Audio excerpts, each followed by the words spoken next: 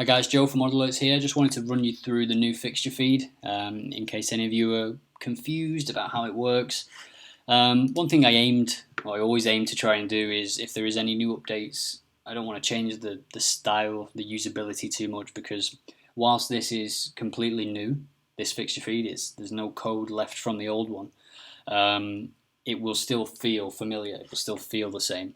The first thing is the speed. It's much faster. It used to take about 4 seconds to load the last feed on the first page because it was pulling in every game from that day, which I thought was a good idea at first. But as you add more leagues or get closer to the weekend, that just takes longer and longer. There's just so many games being played, over 2,000 some days. So now if you click on Brazil, it'll just load pretty quickly, any country. It seems to be faster once it gets going as well, which is interesting. So yeah, that's that. The next part is this settings cog. So we hide full-time results now by default. And this was because of feedback that I received from quite a few people where they were saying that they were ordering the feed by time, but the first sort of few seconds of scrolling were just full-time results from South America or from Asia or America. And yeah, I think for the majority of people who are looking at the feed, they're looking for a game in the future. They're looking for a game that is either live or hasn't been played yet because they want to check out the stats or set an alert. So yeah, I agree with the feedback. So it's good to be able to implement that. It's really easy. Just click and reload.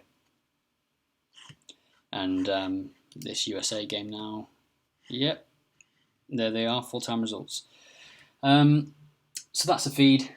As I say, you'll understand how that works already. So these new buttons, we have a date button at the end, and you can now look about 6 days ahead into the future. So if I look on Sunday, you can see the games that are being played on Sunday. Again, it just loads the countries so that it's quicker when you do go into view a game. So in England, I can see that there's some games with odds. The green dot indicates that we have odds for that game. And there's some games here that do not. So let's take a look at this Liverpool women's game. So we've got no stats. And the odds, I'm going to set an availability alert. So that's why I opened up the dates, because of the availability alerts. They were working well, but the guys that are using them, they just basically got in touch and said, there's fixtures in the future that we can't see. So it just made sense to open it up. And another way you can find games now is this search icon. Now, you can click it, or you can use one of the keyboard shortcuts, which is Command F, and just start typing. I can type in Madrid, and I just find the game, easy as that. That'll bring me to my final feature, which was added a few days back now. Mainly for me, this one is the share URL, so you can just click the link at the bottom here. If you want to share this game with your friend, you can just share the URL there with them. And it'll load the fixture feed, but it'll also load that specific game and open it up for you. And that's it. That's the new fixture feed. It's faster. You can search for games up to 7 days in the future. You can toggle full-time results on or off. They're off by default.